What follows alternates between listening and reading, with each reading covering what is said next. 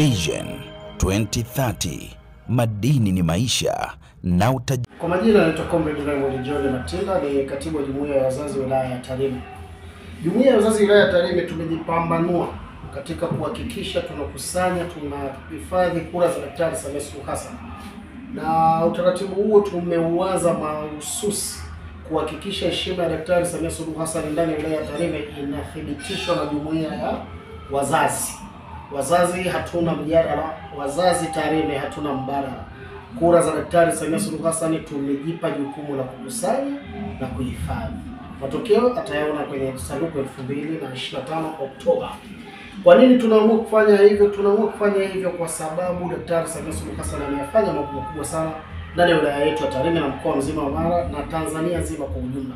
Hivyo basi, kwa sababu hatuna tunachodai Daktari Samia Suluhu Hassan, basi yeye ndio anatudai kura zake za ndio, kura zake za ushindi Oktoba 2025. Wazazi Tarime tuna utaratibu unaoendelea wa ujenzi wa nyumba ya mtumishi. Nyumba ile bado ndo tumeanza msingi. Leo Jumamosi tumefuta msingi. Tunaendelea. Hatusimami. Utaratibu wa jumuiya yetu hii ni kujenga nyumba ya mtumishi mpaka itakapofika mwezi wa 8 mwanzoni. Ninahakikisha kwa kudra zake Mwenyezi Mungu, kwa kushirikiana na viongozi wenzangu wa jumuiya hii, viongozi wenzangu wa chama, tunahakikisha nyumba ile inakwenda kusimama. Na ni nyumba nzuri, bora, ya kisasa kabisa. Tunaenda kwa sababu Chama cha Mapinduzi ni taasisi ya wananchi. Ni taasisi ambayo inategemeana na kila mmoja. Kila mmoja anategemeana na Chama cha Mapinduzi. Kila mmoja anakitegemea chama, yaani tunategemeana.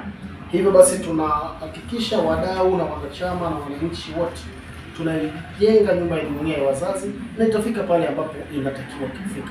Kidumu Chama cha Mapinduzi. Sasa tuko katika uboreshaji wa daftari la kudumu la wapiga kura. Ombi langu kama kiongozi wa jumuiya ya wazazi tujitokeze kwa wingi kwenda kwenye daftari la kudumu kuboresha taarifa zetu. Kama tunampenda Daktari Samia Suluhu Hassan, jukumu letu namba 1 ni kumpigia kura. Jukumu letu namba 2 ni kumkusanyia kura. Sasa hili namba 1 ambaye ni haki yetu kikatiba, lazima tuwe na kichinjio. Sasa ni sisi wazazi tunaomba, vijana tunawaomba, akina mama tunawaomba mjitokeze kwa wingi kwenda kujiandikisha, kuhakikisha mpo vizuri. Tunapofika kwenye kichinjio tunamchagua Daktari Samia Suluhu Hassan. Kidumu Chama cha Mapinduzi.